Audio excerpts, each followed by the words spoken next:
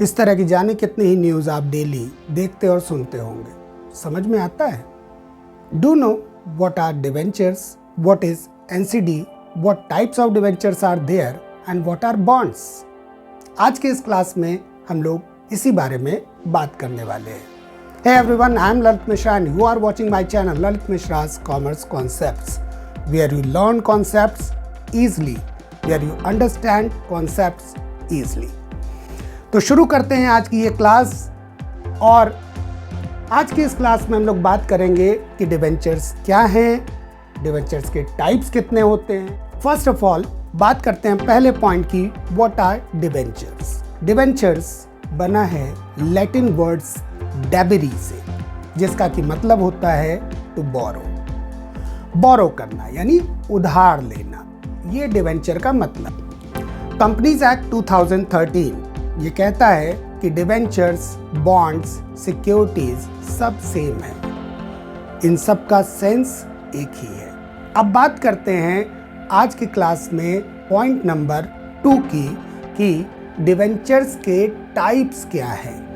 तो डिवेंचर्स को डिवाइड किया गया है 5 टाइप्स में, 5 तरह में। पहला on the basis of securities, second on the basis of tenure, third on the basis of convertibility, fourth on the basis of coupon rate and fifth on the basis of registration. एक एक करके इन सब points को हम लोग आज की class में जानेंगे। तो बात करते हैं पॉइंट नंबर 1 की, जिसमें कि सिक्योरिटीज को या डिवेंचर्स को डिवाइड किया गया है on the basis of security. जैसा कि इस वीडियो के शुरू में ही हमने आपको बताया कि डिवेंचर्स का मतलब होता है टू बोरो। जब भी कोई कंपनी उधार लेती है, उधार पैसे लेती है, तो उसे क्रेडिटर्स को, बोरोअर्स को ये एश्योर्ड करना होता है कि उसकी पेमेंट वो कैसे करेगी। तो इस तरह के डिवेंचर्स को इशू करते टाइम कंपनीज ये क्लियर कर देती हैं कि कोई ना कोई असेट उसके अगेंस्ट में गिरवी रखा गया होगा या मॉर्टगेज किया गया होगा। ऐसे डिवेंचर्स को ही हम लोग कहते हैं सिक्योर्ड डिवेंचर्स। और वो डिवेंचर्स जिसके अगेंस्ट में कंपनी ने किसी भी असेट को गिरवी नहीं रखा हुआ है, उसको हम कहते हैं अनसिक्योर्ड डिवेंचर्स। इसी चीज को इंग्लिश में हम कहेंगे debentures which are secured or charged against assets are called secured debentures, and debentures which are not charged against assets are called unsecured debentures. Now, point number 2, on the basis of tenure. Tenure के basis पे debentures को divide किया गया है redeemable debentures, irredeemable debentures में। Redemption का मतलब आप सबको पता होगा। रिडम्पशन मतलब टू पे बैक डिवेंचर्स। कंपनी ने डिवेंचर्स पे लोन लिए, अब उसको जब कंपनी को पे बैक करना है, तो अगर कंपनी ने ये बता दिया कि उस डिवेंचर को कंपनी कितने टाइम बाद पे बैक करेगी, तो उसको हम कहेंगे रीडीमेबल डिवेंचर्स।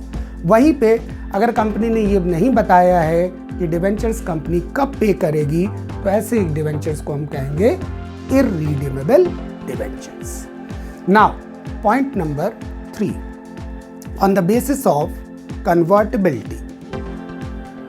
बहुत बार ऐसा होता है कि जब कंपनी डिवेंचर इशू करती है, तो उस टाइम पे ही वो ये बता देती है कि वो आगे चल के इन्हीं डिवेंचर्स को इक्विटी में कन्वर्ट कर देगी। यानी जो डिवेंचर होल्डर्स हैं, उनको एक अपॉर्चुनिटी मिलती है उस कंपनी में ओनरशिप की, कि वो ओनर्स बन जाएंगे उस कंपनी के।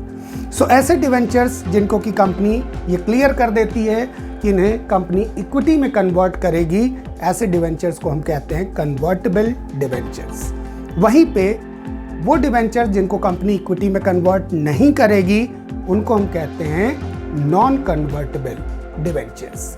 इस वीडियो के शुरू में आपने जो एनसीडी देखा था, NCD stands for non convertible debentures and CD stands for convertible debentures.